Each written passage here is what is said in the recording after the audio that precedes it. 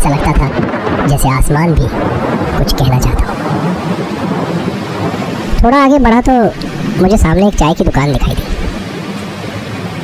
मैं धीरे धीरे उसकी तरफ चल पड़ा। सोचा चाय पीकर थोड़ी गर्माहट मिल जाएगी। लेकिन अजीब बात यह थी कि उस चाय की दुकान को छोड़कर इस रास्ते पर दूसरी कोई दुकान नहीं थी। आसपास कोई आदमी भी नजर नहीं आ रहा था। सिर्फ दूर दूर तक सन्नाटा। बाहर बिजली कड़क रही थी और बारिश अब भी तेजी से गिर रही थी। इस सुनसान माहौल में मुझे भी हल्का हल्का डर लगने लगा। मैं उस बार गांव में ठंड कुछ ज्यादा ही पड़ रही थी। कई लोग तो रजाई ओढ़कर अपने घरों में सो चुके थे, लेकिन कुछ लोग अभी भी चौपाल पर आग के पास बैठे हाथ सेक रहे थे। हवा चुभन भरी थी। धुंध लगातार गहराती जा रही थी और रात का सन्नाटा थोड़ा थोड़ा डर भी पैदा कर रहा था। सब कुछ शांत था, पर उस खामोशी के भीतर एक अजीब सी बेचैनी तैर रही थी, मानो रात खुद कुछ कहने वाली हो। उस रात हम लोग प्रतिदिन की तरह ही दिन भर का कामकाज निपटाकर 3-4 गांव वाले चौपाल पर जमा थे। सालों से हमारी ये आदत रही है कि काम खत्म करके यहाँ बैठते हैं, थोड़ी देर गपशप करते हैं, तब जाकर सुकून मिलता है।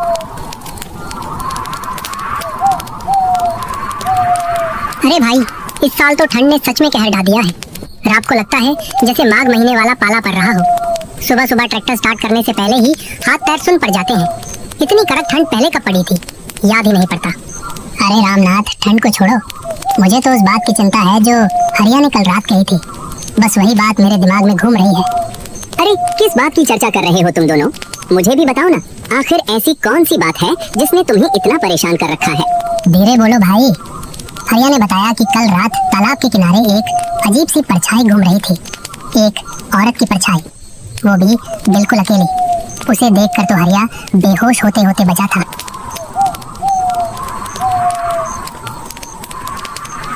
अरे भाई, ये हवा तो सच में हड्डी कपा देने वाली चल रही है। और देखो, काफी रात भी हो गई, लेकिन अपना कहानी वाला काका अभी तक आया ही नहीं। उसे तो अब तक पहुंच जाना चाहिए था। काका के बिना तो चौपाल का माहौल जमता ही नहीं। अरे देखो, शायद महिपाल काका आ रहा है। सबकी नजरें अंधेरे में टिकी थी। धुंध इतनी घनी थी कि कुछ भी साफ दिखाई नहीं दे रहा था।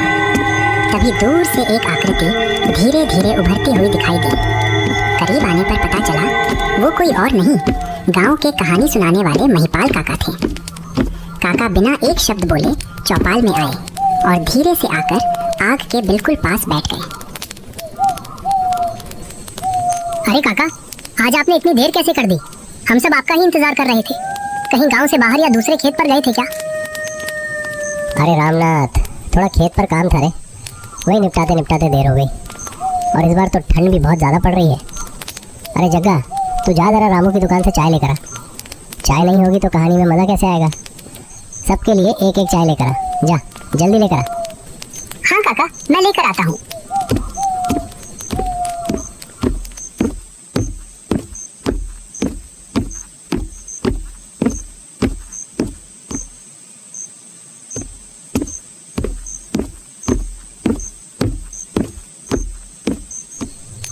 आप सही बोलते हो, कहानी सुनते सुनते गर्म चाय पीने का मजा ही कुछ और होता है। और आपकी कहानियां तो एकदम सच्ची लगती हैं काका। ऐसा लगता है जैसे सब कुछ अपनी आंखों से देख रही हो। बस कर रहे फकीरा, तू मेरी इतनी तारीफ मत कर। आज जो कहानी मैं तुम सबको सुनाने वाला हूँ वो कोई आम कहानी नहीं है। ये मेरी आंखों देखी सच्ची घटना है, जो मेरे साथ तब घटी थी जब मैं बस 27 साल का जवान लड़का था।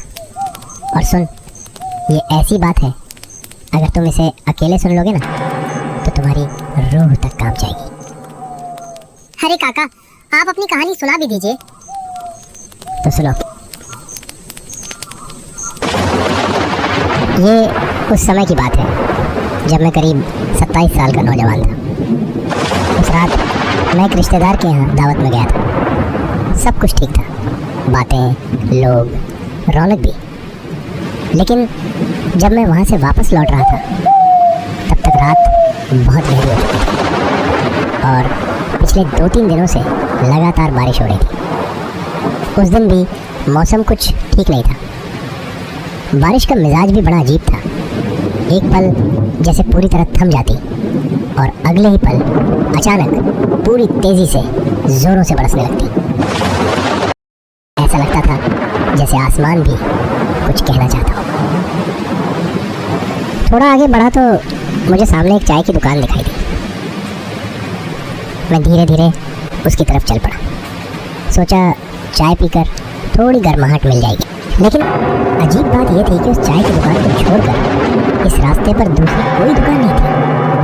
आसपास कोई आदमी भी नजर नहीं आ रहा था। सिर्फ दूर दूर तक सन्नाटा। बाहर बिजली कड़क रही थी और बारिश अब भी तेजी से गिर रही थी। इस सुनसान माहौल में मुझे भी हल्का हल्का डर लगने लगा। सुनसान चाय दुकान में चुपचाप बैठा ही था। तभी अचानक एक बूढ़ी औरत मेरे बिल्कुल पास आकर रुक गई। वो कुछ पल तक मुझे बस घूरती रही और फिर धीमी कांपती हुई आवाज में बोली, अरे बेटा, जरा एक बात कहूँ, थोड़ा आगे तक छोड़ देगा क्या? ये रास्ता बहुत सुनसान है, अंधेरा भी घना हो गया है, अकेले जाने से डर लग रहा है। बरसात में पैर फिसलते रहते हैं। ऊपर से मैं बूढ़ी अम्मा हूँ, पैर भी अब पहले जैसे नहीं चलते। बस थोड़ा साथ चल दे बेटा। तू किस तरफ जा रहा है बेटा? अम्मा, मैं अंधेरीपुर जा रहा हूँ। बेटा, तू किस रास्ते से होकर जा रहा है? वो पुल वाला रास्ता है क्या?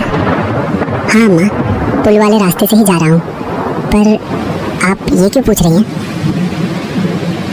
अरे भाई, वो वाले रास्ते का जो पुल था वो तो पानी में डूब गया है। क्या? वो पुल डूब गया?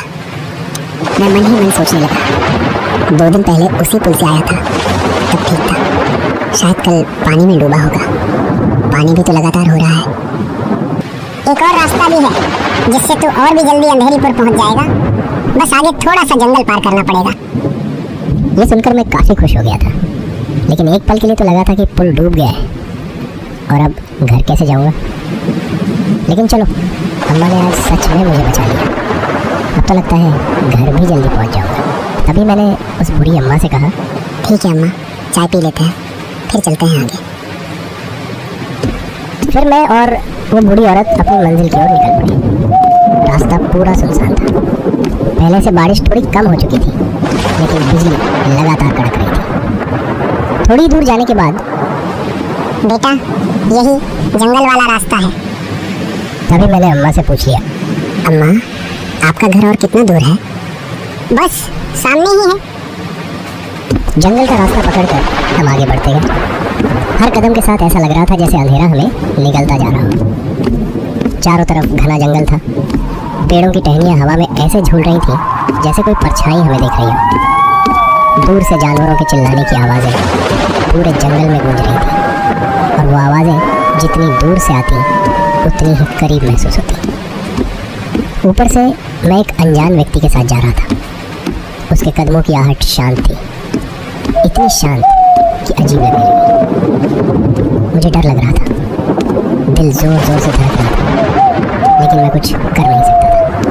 बस आगे बढ़ना ही मेरी मजबूरी थी। अचानक बारिश और तेज़ हो गई। हवा के साथ साथ बारिश की बूंदें भी देखकर तीर की तरह लगने लगी। उस तेज़ तूफान में वो बूढ़ी औरत अचानक रुक गई और मुझे बोलने लगी, बेटा, और 2 कदम चलने के बाद मेरा घर आ जाएगा और बारिश भी काफ़ी तेज़ गिरने लगा है। तुम इतने बारिश में आगे नहीं जा पाओगे। तुम मेरे घर आज रुक जाओ, कल सुबह निकल जाना। इतना सुनसान जंगल, उसके ऊपर तेज बारिश और जोरदार हवा को देखकर मैं ना नहीं कह पाया। ठीक है अम्मा। बस 2 ही कदम चले होंगे कि हम उस बूढ़ी औरत के घर पहुंच गए। लेकिन मैं भी घर को देखकर हैरान हो गया था। इतने सुनसान जंगल में ये बूढ़ी औरत अकेला रहती है, मुझे विश्वास नहीं हो रहा था। वैसे अम्मा, अभी आप कहाँ से आ रही थी? अरे वाह, मैं अपनी बेटी के घर से लौट रही थी। मैं मन ही मन सोचने लगा, कोई बेटी अपनी माँ को इतनी रात को थोड़ी छोड़ सकता है।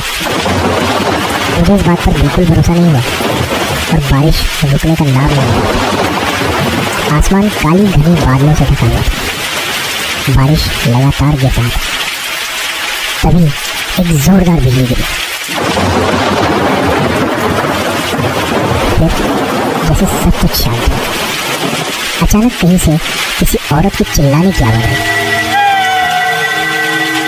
मुझे ऐसा लगा कोई आसपास ही चिल्ला रहा है। लेकिन मैं जब घर आ रहा था तब साफ साफ देखा था कि इस घर के अलावा आसपास में एक भी घर मौजूद नहीं था। फिर ये किसकी चिल्लानी थी? अम्मा, घर में और भी कोई है क्या? नहीं बेटा, घर में तो कोई नहीं है। इस पूरे जंगल में मेरा ही अकेला घर है। लेकिन अम्मा, मैंने तो किसी लड़की के चिल्लाने की आवाज़ सुनी थी। अरे बेटा, आपका वहम होगा। किसी का चिल्लाने का आवाज़ तो नहीं आया था। मुझे यहाँ पर सब कुछ अजीब लग रहा था, जैसे कि ये सब कुछ कोई करवा रहा है। हम दोनों वहीं खड़े बातें कर रहे थे कि अचानक मेरी आंखों के ठीक सामने से एक लंबा सा झुका हुआ साया तेजी से सरकता हुआ गुजर गया। उसकी हरकतें इंसान जैसी नहीं थी और एक पल को लगा जैसे कोई डरावना साया की तरह गुर्राता हुआ जीव अंधेरों में छिप कर हमें देख रहा। वो बूढ़ी औरत ठीक मेरे सामने खड़ी थी। उसकी नज़रें ऐसी थी मानो सीधे मेरी आंखों में घूर रही हैं। तभी अचानक आसमान चीरती हुई एक जोरदार बिजली गिरी। बिजली की उस तेज चमक में बूढ़ी औरत का हुलिया एक भयानक रूप में तब्दील हो गया।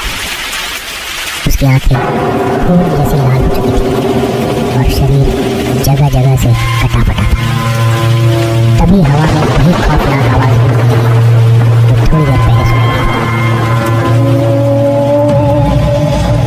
मैंने एक पल भी नहीं घबराया। मौका देखते ही मैं वहाँ से बेतहाशा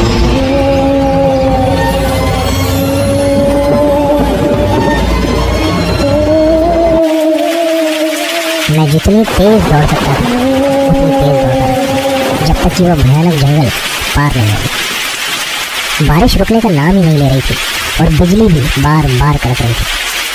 काफ़ी देर लगातार भागने के बाद आखिरकार मुझे दूर एक गांव दिखाई दिया।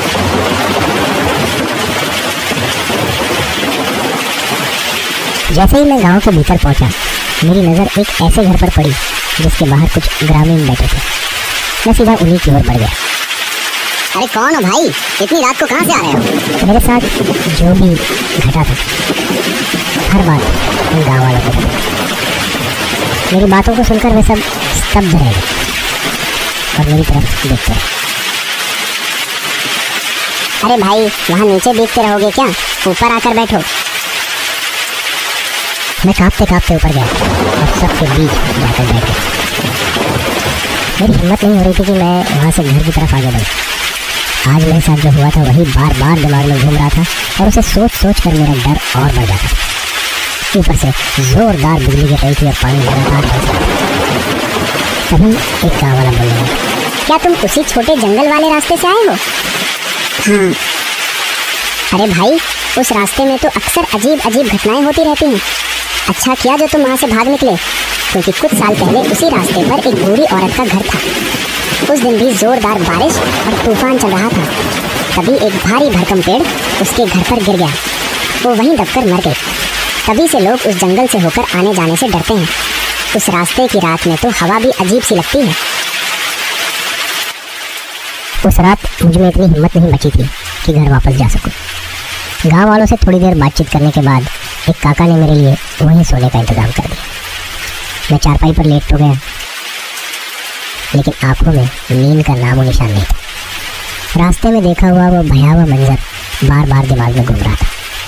मैं जितना सोने की कोशिश करता उतना ही डर मेरे भीतर जाग उठता और मुझे पूरी रात जगाए रखता।